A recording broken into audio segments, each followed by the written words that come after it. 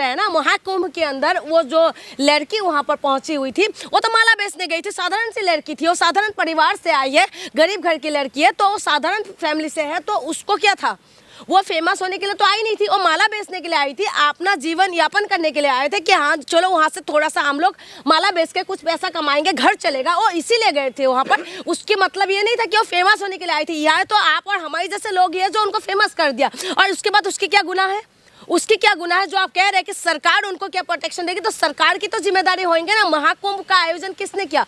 सरकार तो वाहवाही ले रहे हैं ना कि हमने इतना करोड़ों रुपए लगाए। क्या जान का खतरा उसको किससे है जो प्रोटेक्शन? हमारे देश के अंदर थरकियों की कमी है क्या?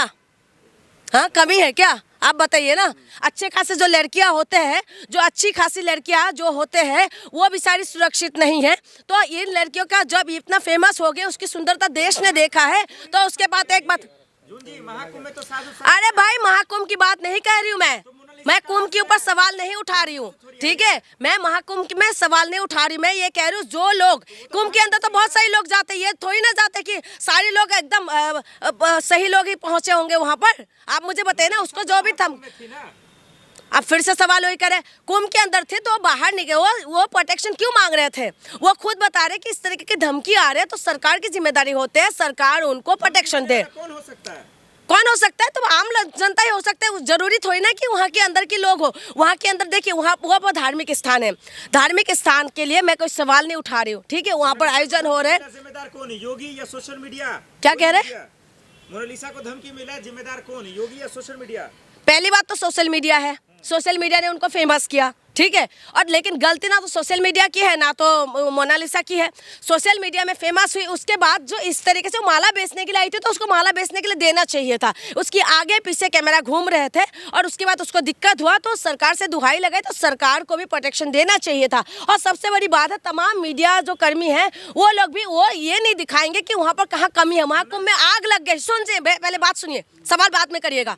आप एक बात बताइए, वहाँ पर आग लग गई है, वहाँ पर किस तरीके की व्यवस्था है, किस तरीके से क्या है, वो सारी चीजें मीडिया को दिखाना चाहिए। मीडिया का काम ये होता है कि कहाँ पर कमी है। बहुत सारी महिलाएं किस तरीके से बोल रहे थे कि शौचालय की कमी है वहाँ पर, और सारी कमियां जितना भी है वो बताना चाहिए। मीडिया का काम है, मीडिया जाके वहाँ पर क्या कर दे, मोनालिसा के पीछे पड़ गए। वो लड़की की बेचारी के ना तो वो माला बेच पा रहे, ना उसको जब तुम फेमस कर दे तो वहाँ पर फोटो खिंचवाने के लिए लोग जाते, लेकिन एक माला उससे नहीं खरीद रहे। तो मैं इसीलिए खड़ी हूँ कि क्यों महिला है, वो एक लड़की है। हाँ बिल्कुल, मैं इसीलिए उसके लिए खड़ी हूँ। तो माहौल खराब कर रही थी। कहाँ माहौल खराब कर रही थी? वो कर क्या रही थी?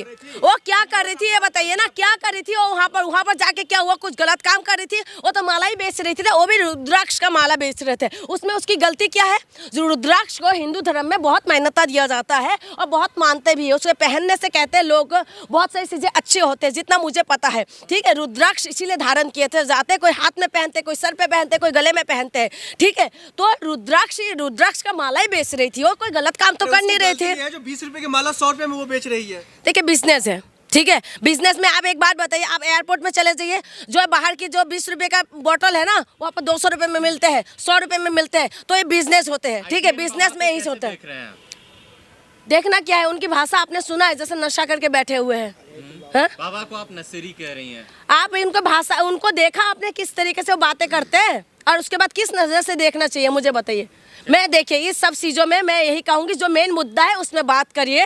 मेन मुद्दा वहाँ पर कुंभ के अंदर आग कैसे लगा उसमें बात करिए, कि वहाँ पर अच्छा हुआ, भगवान के शुक्र है कि वहाँ पर कुछ भी अप्रिय घटना नहीं हुआ, किसी का जान नहीं गया, लेकिन वहाँ पर आग लगे है। वहाँ की व्यवस्था पे बात करिए कि वहाँ पर व्यवस्था कैसा हो रहा है, उसमें मीडिया को दिखाना चाहिए। मीडिया को ये नहीं है कि आए दिन बाबा दिखा, हाँ टॉप क्लास व्यवस्था है वहाँ पर, टॉप क्लास ऐसा व्यवस्था। सुनिए, सरकार जो व्यवस्था कर रहा है ना, वहाँ पर होटल इतना महंगा मिल रहा है, उसमें सरकार को कंट्रोल करना चाहिए, नहीं करना चाहिए? पूरा देश भर में देश विदेश से लोग वहाँ पहुँचे हैं, तो वहाँ पर सरकार क्यों कंट्रोल नहीं कर रहे? सरकार को उसमें कंट्रोल करना चाहिए कि वहाँ पर लोग आए, कोई व्यवस्था खराब ना हो। धीरेन्द्र शास्त्री ने कहा कि ऐसी मोनालिसा को वहाँ नहीं जाना चाहिए था।